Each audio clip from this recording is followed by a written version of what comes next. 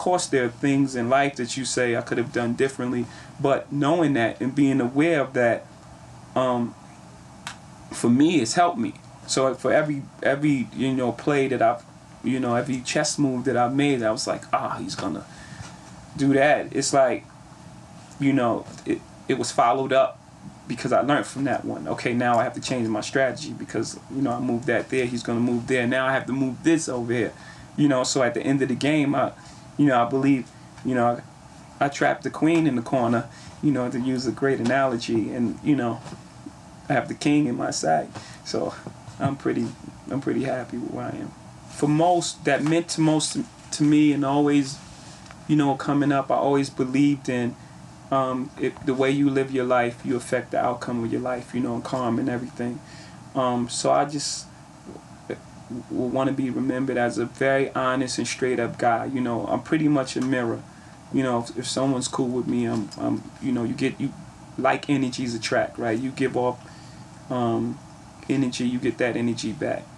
So just a person that was of the utmost integrity, honest, very hardworking, and someone who really cared about the culture.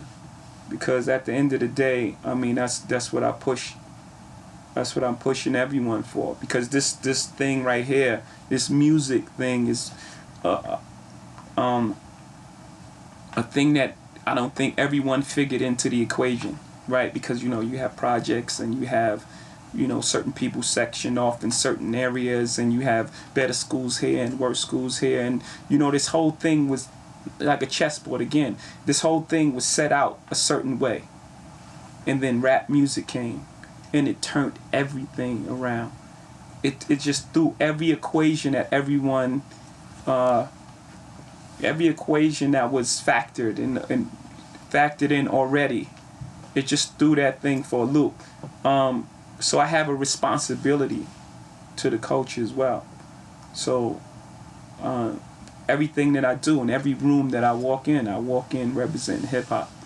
I don't try to hide that or try to talk different or or hide the fact that's where I came from. You hip hop guy, you're different. No, I'm not different. I mean, I'm different as an individual, but a lot of people haven't had conversations with everybody in hip hop. Usually it gets categorized as you guys. All of you guys is this one thing, and that's not true in any field. So when people talk to me and they say things like, you're not like those guys, it's like, that's not true. You should have a conversation with those guys.